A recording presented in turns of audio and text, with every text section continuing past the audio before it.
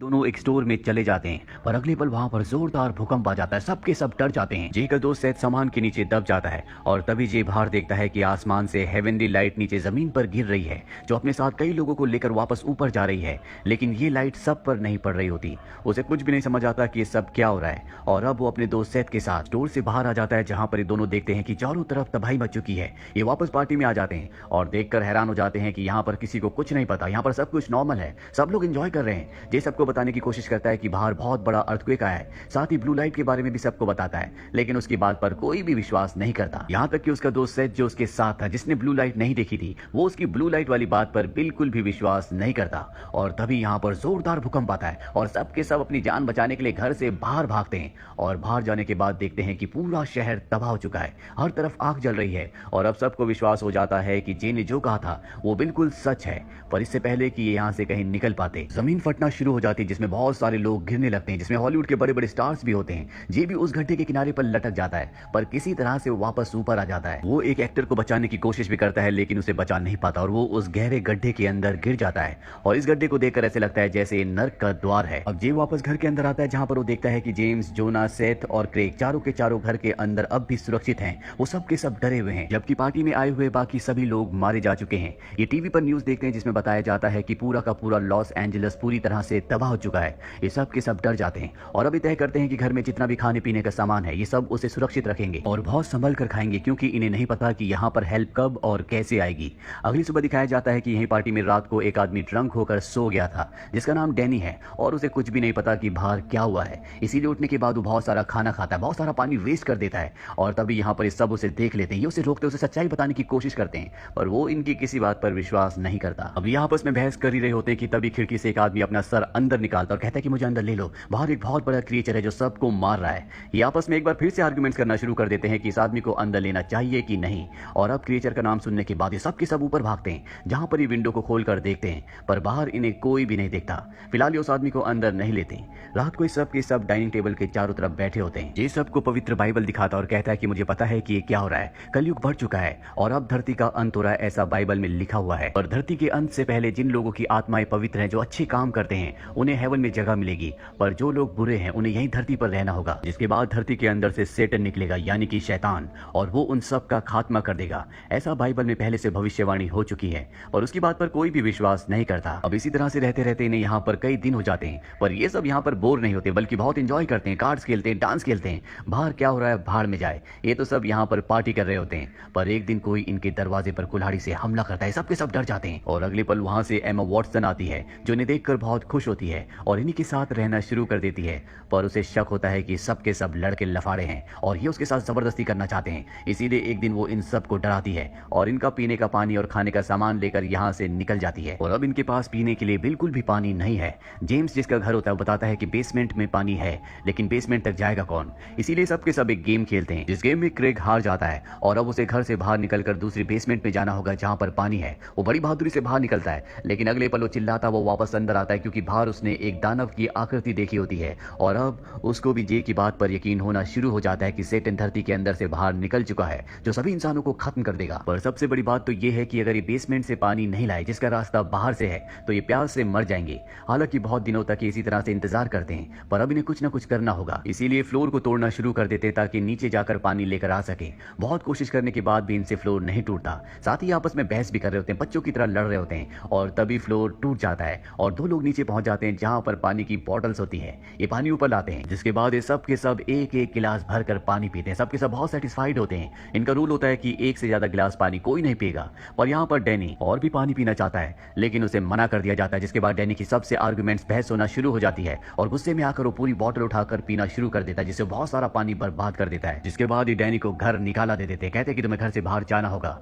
घर से बाहर जाने से पहले डैनी सेथ से कहता है कि तुम जय को अपना दोस्त समझते हो, लेकिन वो तुम्हारा दोस्त नहीं है, वो तुम्हें दोस्त नहीं समझता। वो कई बार लॉस एंजलिस आता है, लेकिन तुमसे नहीं मिलता। 2 महीने पहले भी लॉस एंजलिस आया था और एक होटल में रुका था, क्योंकि तुम हमेशा एक्टर्स के आसपास भिनभिनाते रहते हो, जो तुम्हारे दोस्त जय को बिल्कुल पसंद नहीं है, इसीलिए तुमसे मिलना पसंद नहीं करता। ये सुनने के बाद सेथ को बहुत बुरा लगता है और इनके बीच में आर्गुमेंट्स होना शुरू हो जाती है। जय उसे समझाने की कोशिश करता है, पर सेथ को हर्ट हुआ होता है। यहीं पर खड़ा हुआ जोना बार बार जय को उंगली कर रहा होता है, इसीलिए उसे गुस्सा आ जाता है और वो उसे एक पंच मार देता है।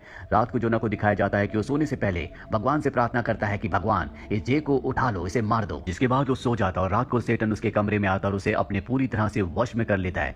वहीं बाहर दिखाया जाता है जो सब के सब जानते हैं कि पानी अगर नहीं मिला तो ये सब के सब प्यास से मारे जाएंगे। इसीलिए अभी तय करते हैं कि इनमें से किसी एक को पड़ोस के घर जाकर पानी को लाना होगा। ये यहाँ पर एक गेम खेलते हैं और गेम में जिसका भी नंबर आएगा वो पानी लेने के लिए जाएगा। सबके सब बड़ी बहादुरी से कहते हैं कि हाँ, जिसका नंबर आएगा वो जाएगा। सेठ भी बड़ी बहादुरी से कहता है और नंबर आता है सेठ का। पर नंबर आने के बाद वो बहुत डर जाता है और साफ साफ मना कर देता है कि मैं पानी लेने के लिए नहीं जाऊंगा। इसीलिए जे और क्रेग को जाना पड़ता है। वो पड़ोसी के घर में पहुंच जाते हैं और तभी बुल जैसा दिखने वाले एक दानव इनके ऊपर हमला कर देता है। ये उससे बहुत डर जाते हैं और अपनी जान बचाने के लिए वापस जेम्स के घर आ जाते हैं। पर यहाँ पर जो जोना होता है उसके ऊपर सैटन ने पूरी तरह से अपना कब्जा कर लिया है। वो इनके ऊपर हमला कर देता है और ये पाइप से उसके ऊपर हमला करके उसे बेहोश कर देते हैं, जिसके बाद उसे बांध दिया जाता है। जब उसे होश आता है तो देखता है कि वो बंधा हुआ है। सैटन का कब्जा अब भी उसके ऊपर है और ये चारों के चारों तय करते हैं कि पवित्र मंत्रों का उच्चारण करके उसे सैटन के कब्जे से छुड़ा लेंगे। पर इससे पहले कि ये ऐसा कर पाते, जे और सेथ के बीच में बहस हो जाती है और ये आर्गुमेंट्स इतनी बढ़ जाती है कि कैंडल गिरने की वजह से जोना के बिस्तर पर आग लग जाती है, जिसे शैतान के कब्जे से छुड़ाना चाहते थे। अब वो इन्हीं की वजह से आग के कब्जे में है। वो बिस्तर से अपने आप को छुड़ाकर घर के चारों तरफ भागना शुरू कर देता है, जिससे पूरे के पूरे घर में आग लग जाती है। मजबूरी में इन चारों को घर से बाहर आना पड़ता है और जोना बाहर नहीं आ पाता, जिस वजह से उसकी मृत्यु हो जाती है। अभी चारों के चारों यहाँ से जेम्स के दूसरे घर जाना चाहते हैं, पर तभी एक बहुत बड़ा उड़ने वाला दानव जो कि सैटन है